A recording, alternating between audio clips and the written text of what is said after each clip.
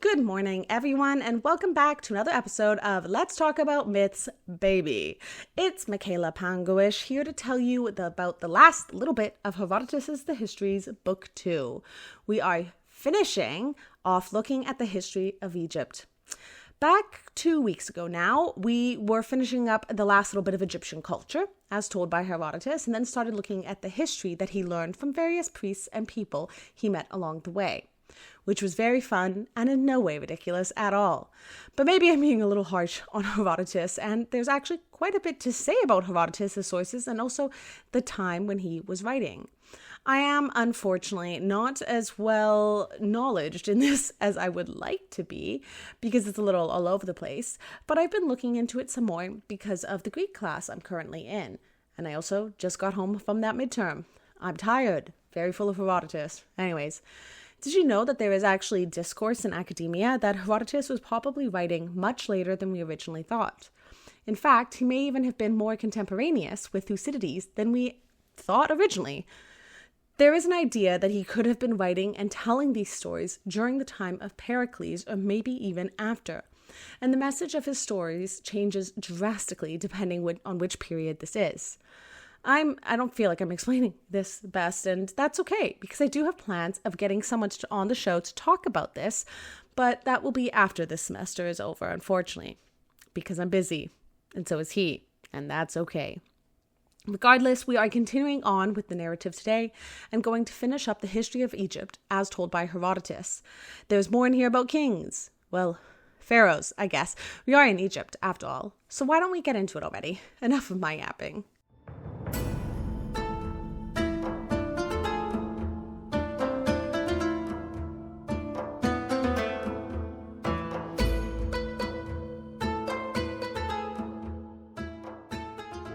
Hey guys, there's mice in this one.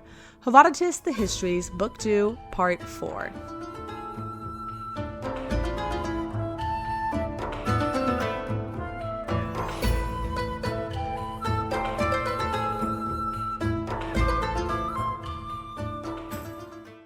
So last we left off, we were looking at a couple of pharaohs who were not very well liked by the Egyptian people.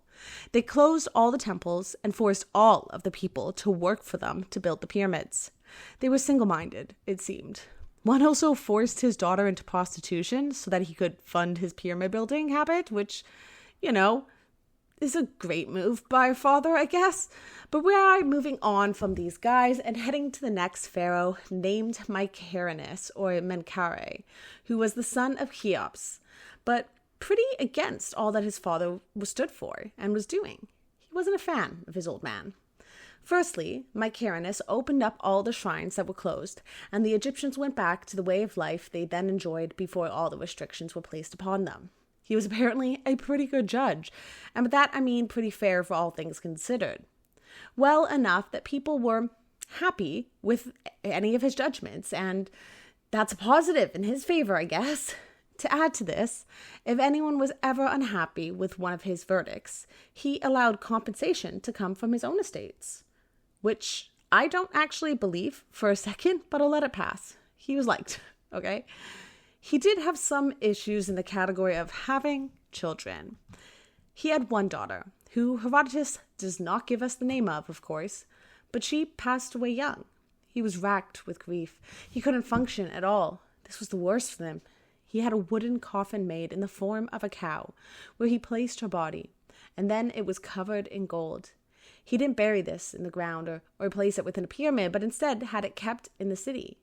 In Herodotus' day, he claims it could even be seen in the city of Sais, inside the palace in a well-decorated room with plenty of incense burning day and night. And in the room beside it are 20 statues of Mycerinus' concubines, naked, because choices. Yet he goes on about this. He says that others tell a different story, one where Mycerinus had a deep, deep lust for his daughter and raped her. She was distressed, obviously, and then hung herself. Mycerinus had her buried and cut off the hands of the slaves who had brought her to him, and these slaves, with their hands cut off, are actually the 20 statues seen in the other room. Herodotus doesn't believe this story, and for my own sanity, I would like to agree with him, because just once, I want a story from antiquity where a father adored his daughter and treated her with the utmost love and respect. Anyways, he goes on to say that the cow stays indoors all throughout the year except for on one day. On this day, there is a festival to a god who he refuses to name. He believes it would be disrespectful to do so in this context, and the cow is brought out in a procession before the peoples. Another calamity that struck this poor man is because of an oracle, because of course it is.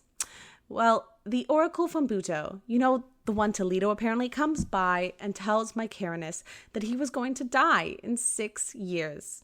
Mycerinus was not pleased about this oracle. He said as thus to the oracle, "Why, oh why would the god let me die when I've been so pious, so good, but he allowed my father and uncle to live so long despite them being super sucky?"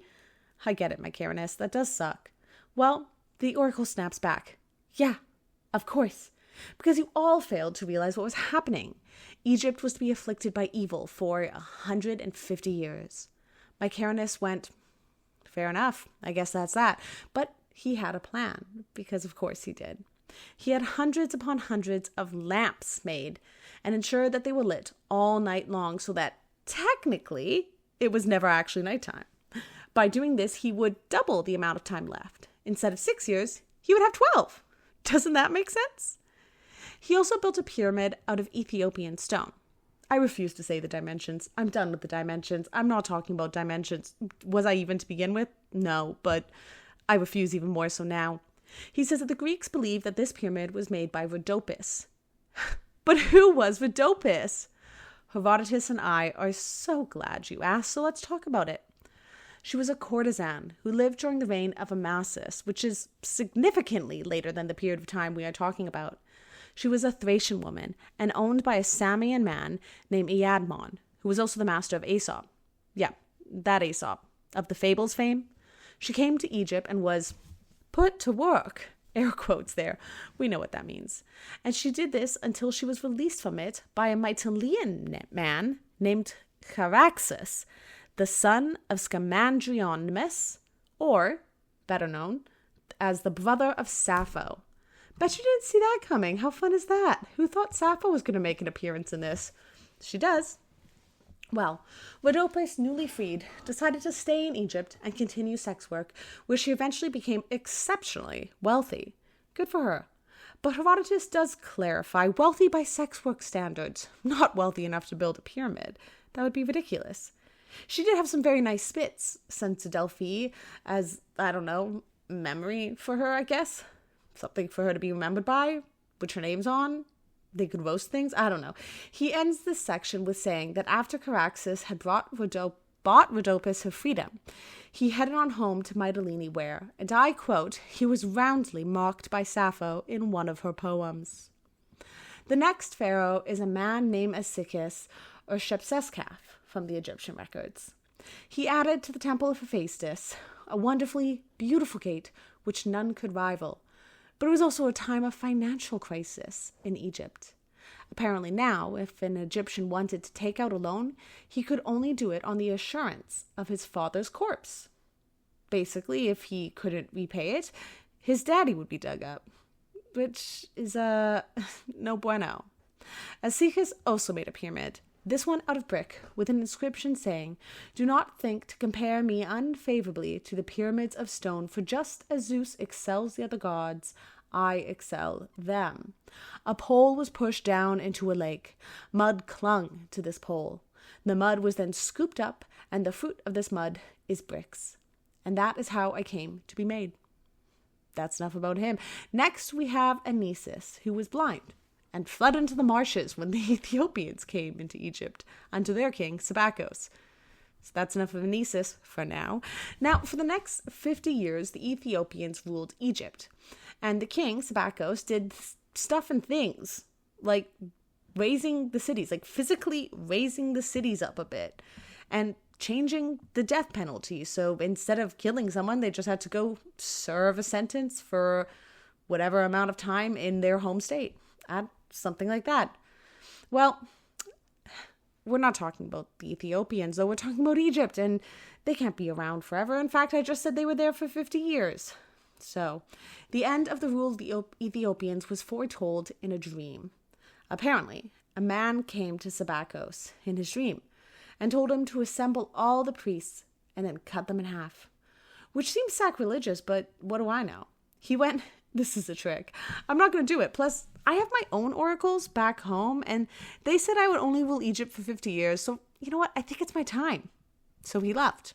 And then Anesis just walked out of the marshes and got back to ruling as he was. That's that. The next king, so this one was Sethos, so Seti I, and he was a priest of Hephaestus. I need more information on the gods of Egypt, and specifically which Egyptian god matches onto which Greek god, because that would be super interesting for one, and also because this, whatever the god is being matched to Hephaestus seems really interesting and really important. Could I Google it? Yes. Am I going to? No. Anyways, Sethos. He was a bit rude to the warrior class in Egypt. He felt that they were unnecessary for his life. He confiscated their land, and then, when Egypt was invaded by the Arabians and Assyrians, he didn't have an army. But don't you worry. Sethos went to the god in the sanctuary, explained what was happening, bewailing his current position and troubles. And then the god just appeared to him. He imagined as such, at least, and the god said, "Don't you worry, bud. I got you. I'll send people." So Sethos went. Yep, seems legit, and went out to meet the invading force by himself. On his way, he enlisted every Egyptian he could find that was willing, and eventually set up camp at Pelusium. His army was full of merchants, artisans, shopkeepers, etc., etc., etc. Not really the best people for fighting, but during the night, as everyone rested, a horde of mice ran out into the invading forces' camp and nibbled away at the bows and the straps on their shields, so much so that they were completely unusable. And because the enemies felt that they could no longer defend themselves, they skedoodled on off. So Sethos made a statue of himself holding a field mouse and had it placed in the sanctuary. I like that story, actually. All of these accounts up to this point have come from the records found in Egypt with the priests. During the many years that their records hold, not once did a god appear in the land. This is fun information. Anyways, there was one guy, Herodotus, who claimed that he was the descendant of a god. He discovered this because he was interested in genealogy. But that's it. Yet, apparently at some point in the far past, gods ruled Egypt and walked among men. The last Herodotus tells us was Horus, or Apollo, who was the son of Osiris, or Dionysus. But about these gods, the Greeks say that Heracles, Dionysus, and Pan are the youngest of the gods. But the Egyptians say that Pan is one of the original gods, one of the primal divinities, one of the 8, as the Egyptians refer to them. Dionysus was, according to the Egyptians, born 1600 years before. Heracles, Alcmene's son, 900, and Pan, the son of Penelope, and Penelope and Hermes in some traditions, 800 years ago. Herodotus gives us his thoughts on this, because of course he did. He feels that the Greeks picked up the names of these gods later than the other gods, which then allowed the Greeks to have a starting point for their own genealogies, a time later than these gods originally appeared within the Egyptian sources. And now, once again, up to this point, Herodotus is only be giving us information as told by Egyptians. But now he's going to expand that source, and he's going to give us information from other sources, both Egyptian and non-Egyptian, as well as his own observations, because it's Herodotus and we can't stop him. That's what Herodotus does. After the rule of Sethos, the Egyptians were left without a pharaoh. They then decided to divide up the country into 12 parts and to assign 12 different kings. Yet there was a prophecy that whoever of them poured a libation from a bronze bowl inside the temple of Hephaestus would become the king of all Egypt. Their families intermarried, and they built their own communal pyramid. There were a great many building projects that were erected during their time and during most of these times. And there was even a labyrinth, apparently. It was a large project in the end, full of intricate chambers and many levels, and overall just a pretty impressive sight. Now, after Herodotus tells us about this complex, he goes on to talk about Lake Moeris. You remember that one? The one from the first episode of book 2? Yeah. Herodotus is really interested in this lake, and he goes on and on and on about it, and I don't want to recount what he says. I can't. But if you want to read it, it's in chapter 149. He loved the lake. What I will talk about is his fascinating obsession with wondering where the dirt went that was dug out of the ground to create the reservoir of the lake. He was super obsessed with this, just couldn't figure it out. He asked those who lived around the lake where did all the dirt go, and was actually satisfied with their answer because, well, he heard a similar thing about something that happened in Nineveh, the capital of Assyria. You see, King Sardanapalus, I should have practiced that before I got on here. Let's try again. King Sardanapalus of Nineveh had a vast amount of wealth, which he kept all locked up in underground vaults. Thieves wanted to steal his treasure, as they are wont to do, and so they dug tunnels from their homes to these underground vaults. As they were digging, they took the piles of dirt and dumped it into the Tigris, the river that flows through Nineveh. This is the same thing that happened in Egypt with the making of Lake Moeris. All that dirt was dumped into the Nile, which bore it downstream and away, which I don't actually think makes sense. Someone correct Herodotus, please, or correct me. Maybe it does make sense, but whatever. I will allow the story to exist unquestioned for now.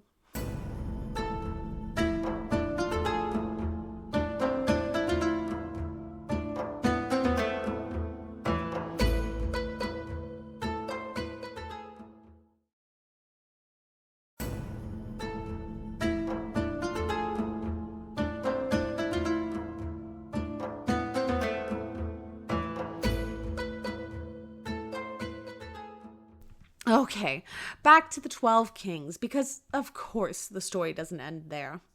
Well, all these kings, who were great friends of each other, actually met up one day in the temple of Hephaestus. It was festival time, and sacrifices must be made, and they were accustomed to sacrifice together as a group. The priests brought them golden bowls to make the sacrifices with, but wait, there wasn't enough bowls. So the last king, Psammetichus, took off his bronze helmet and made the sacrifice with this, which, sounds a lot like the bronze bowl from the oracle. He wasn't intending to complete the oracle, he just wanted to ensure that the sacrifice was done. The rest of the kings were pissed, but felt that it wasn't okay to kill him.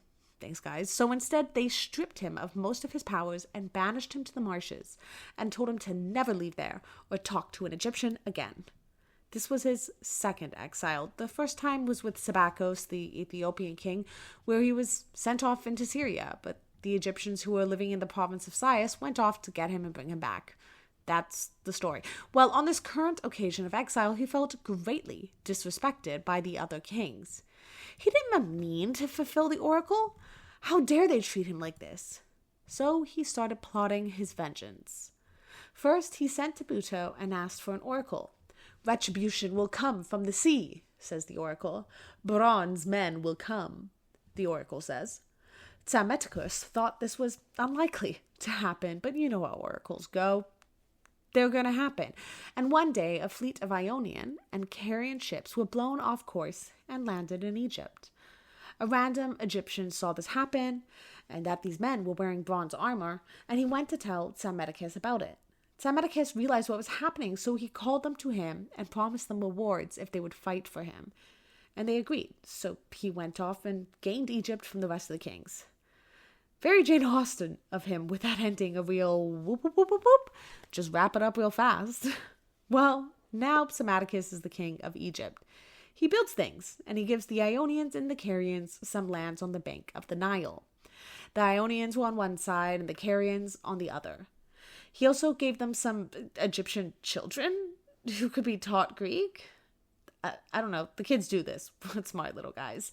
They were originally settled near the mouth of the river, but under King Amasis, they were moved to Memphis, and there they stayed.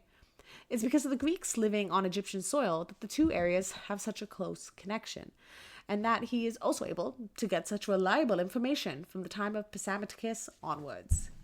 He then goes on to describe how jaw-droppingly beautiful the temple to Leto and Artemis and Apollo is in Buto. It is a beautiful temple with monumental gates and amazing carvings. Herodotus loved this temple the most, but the one he loved the second most was on the island of Chemis. Chemis was an island on a deep lake, and he was astounded to hear that it actually wasn't connected to the bottom of the lake in any way, and it floated to and fro at the whims of the water. There were great palm trees that grew out of it and fruit trees and a giant temple of Apollo. The Egyptians tell him that there is a reason for the island floating about. Once upon a time, the island was connected to the lake bed. Leto was alive during this time, and she was actually entrusted with the care of Apollo by Isis. Typhon was sent after him, so she took the baby Apollo to the island of Chemis to keep him safe. See, according to the Egyptians, Dionysus and Isis were the parents of Apollo. Apollo is Horus. Fantastic. We're getting some more information here. And Isis and Demeter are connected. So basically, Dionysus and Demeter have a son who is Apollo. Artemis is Bubastis. But anyways, for some reason, this is why the islands float. I would like Herodotus to give us more, but however, it does actually sound an awful lot like Artemis and Apollo and Leto. Wow, I can't believe I just vaguely forgot their names. Anyways, after Psammetichus has his son Necos ruled, he decided to dig a canal to the Red Sea, but he never finished it. Darius finished it later on, so hey, that's cool. Apparently, the digging of this canal was quite perilous. Many Egyptians died during its construction. The number Herodotus gives us is 120,000. But also, we should never be trusting ancient sources on numbers. It's just not a good idea. Yet Necho stopped the construction halfway through as he received another oracle, or maybe this is his first, I can't keep track, that said that his invention would only benefit a barbarian. And he didn't want that, so he just stopped. Instead, he turned to military campaigns. That seems healthy. He had ships built and went sailing around. He wandered around the Levant, conquering as he went, and after 16 years of rule, he died and left the seat of power to his son, Psammis. Psammis is now the king of Egypt. The first story we get is that some Eleans, those from the region of Elis in the northeastern Peloponnese, came to Egypt to boast about the Olympic Games, which is where Olympia is. It's in Elis. Anyways, it was such a wonderful institution, and they bet that no one in Egypt could improve upon it because, oh my God, it was so good. The king and his friends were like, okay, challenge accepted, and put their heads together to think about it. After a while, they came back to the Eleans and said, well, you say it's open to others, but how can you be unbiased at all? Obviously, if any Elean competes, they will be favorited. So it would actually be, not so great for any non-Eleans. The way to make it better was to ban Eleans from competing in the games and leave it as a game for others. That was their idea. And that's all we got. Now, on to some invasions, because of course there is. 6 years into his rule, he invaded Ethiopia and then quickly died. But don't you worry, his son took over the reign. His son's name was Apries. Apparently, he had a pretty good reign, very prosperous, much delightful. Only Psammetichus had a better reign, but, we're not talking about him anymore. We're talking about Apries. Apries did some conquering of his own, going after Sidon and Tyre. Yet he was fated to die horribly, which Herodotus will get to in a bit. We'll find out. Long story short, he launched a campaign. It went badly. The Egyptians revolted and went after him. Apries learned of this and sent a man named Amasis. Does that name sound familiar? Should from the beginning. He sent Amasis to go talk to them. Amasis did this, but then the rebels were like, but what if you're king? And he was like, you know what? I see your point. So he joined them, and off they trotted to Apries. Apries, hearing of this, sent one of his advisors to go get him back. The man, Patarbemis, went off, and when he got there, well, I imagine it went something like that scene in Monty Python's Holy Grail when Arthur and the knights come to the French castle. It was literally just Amasis mocking Patarbemis and Apries. It's kind of funny, actually. Anyways. So he was mocking Patarbemis. He was not letting him get a single word in, and then he finally just told him to fuck off. So he did. Patarbemis went back to the castle, and when Apries saw him without Amasis, he wouldn't even let the man speak. He just immediately demanded that his ears and nose be cut off. Well, the rest of the Egyptians that were on Apries' side didn't like that this happened. They were shocked that he could be disrespectful to a man so respected, and so they promptly decided to get rid of the king.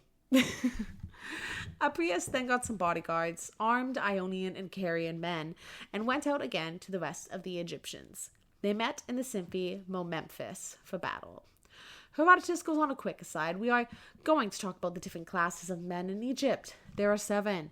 And no, we aren't going to look at them all, or really any of them, but I will list them. There are the priests, the warriors, then the cowherds, swineherds, tradesmen, interpreters, and the steersmen. The warrior class is further divided in 2. He goes on to talk a lot more about the warrior class, and it is interesting, but I fear that I am actually running out of time a bit. So, you know what? Chapters 164 to 68, if you want to read it. He also talks about the regions where each of the warrior classes come from, and then talks about some of the benefits of the job, mainly that they receive land. But back to the battle at hand. Let's find out what happens. Well, it didn't go well for Apries.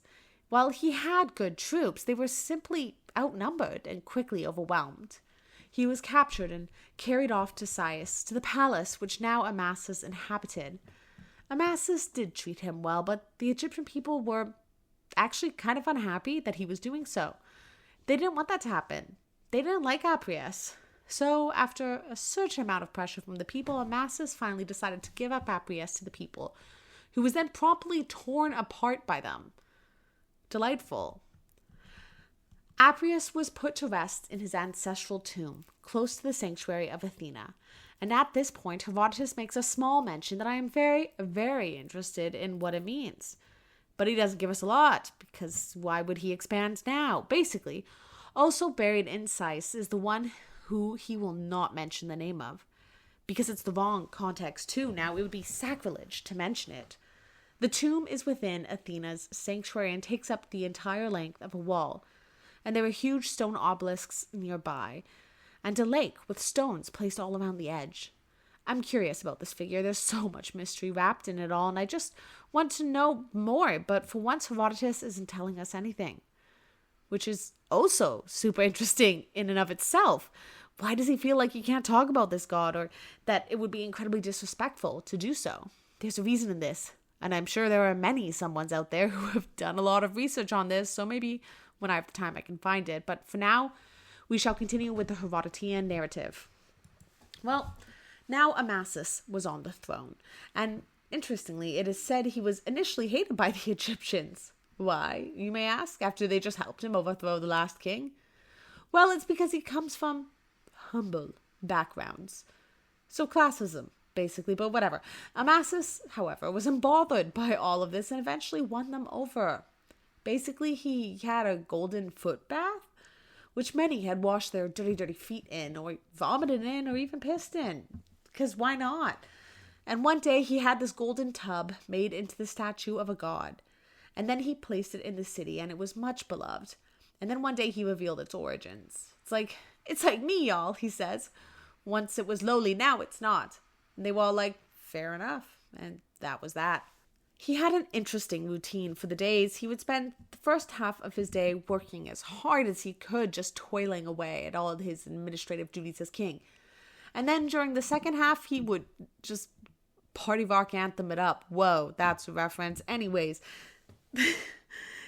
this bothered some people, and they confronted him about it, and he simply responded, guys, if you work all the time, it's not going to be good for you.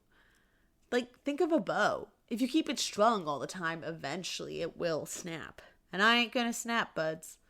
And the rest of them were like, fair enough. But the thing is that Amasis was known for being a bit of a party animal. He loved to party his whole life, both before and after his kingship. Is there an after? There's not an after. It's both before and during.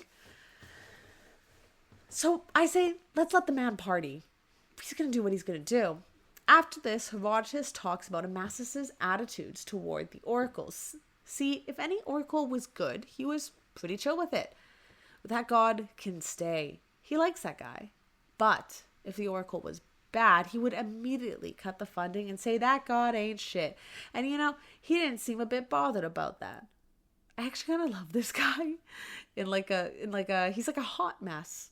And I love watching a hot mess. Not in a I want to know him or be around him kind of way. It's the same reason I like Alcibiades. He's a hot mess, but it's beautiful. After all this, Herodotus goes on to discuss all the building projects that happened during Amasis's reign. Because this is Herodotus' favorite pastime, architecture. He had a wonderful gate made for the sanctuary of Athena in Sais. Some sphinxes given to the temple made of stone from all over Egypt. Some restoration of the temple, making it prettier, making it bigger, the usual things. There was a chamber made that was so huge that it was simply too difficult for the workmen to move. They tried with logs, but Amasis saw them struggling and said, hey, that's way too much. We could stop. That's one story. Another is that this chamber fell on a worker, squashed him like an ant, kersplat. And Amasis was like, ooh, okay, that's probably not chill. Let's stop. It was also during the reign of Amasis that the Greeks received Naucratis, a city on the Nile that was really more like a trading outpost. He also allowed them to set up their own sanctuaries, the largest of which was the Helleneum, which many cities put money and work into. It was a joint effort, mostly on the ones in Asia Minor when I was looking at the list. Anyways, Naucratis was originally the only port of trade in Egypt. This was the only place that foreigners could enter Egypt to buy and do their trading. If one happened to wash ashore somewhere else, he was obliged to say it was involuntary. The boat had a mind of its own and then leave immediately. And if he couldn't, he would have to find a way to get his boat to Naucratis, when he could there moor it, and ta-da, now he can do his business. We're going to end here, so you'll have to forgive the all-overness of the place. The temple of Delphi burned down, and the Delphinians went around asking for donations so that they could rebuild it. The largest donations came from Egypt. Amasis even married a Cyrenian woman because he wanted a Greek wife. Sure, her name was Ladike, according to some sources, but there is discussion about who her actual father was. Regardless, she was high class. He was obsessed with her. He did have some difficulty performing in the bedroom. Every time he came to consummate the marriage, he simply could not perform. He promised her, this has never happened with any of my other wives, which is what they always say, but I digress. This goes on for a while, and eventually he just gets frustrated. Curse you, he screams. Like a child, you must have done something to me. Now you must die to the worst possible death. Ladike apparently tried to talk him out of this. I think she was rolling her eyes, but you can think what you want. She sent up a prayer to Aphrodite. Please, let this man just get the job done. If you allow this, I'll send a statue of you to be set up in Cyrene. And as soon as she did this, and I quote, Amasis was having his way with her to triumphant effect. Triumphant effect? What a way to say that. That's beautiful. From then on, he only wanted to be with Ladike, and he sent a statue of Aphrodite to be set up in Cyrene. The woman keeps her word. Herodotus then ends the book with a great sentence. I'm going to quote it because it's such a good ending. It's so Herodotus. It's amazing. He was also the first man to conquer Cyprus and force it to pay tribute. That's literally it. He went around conquering and subjugating other Mediterranean peoples. How fun.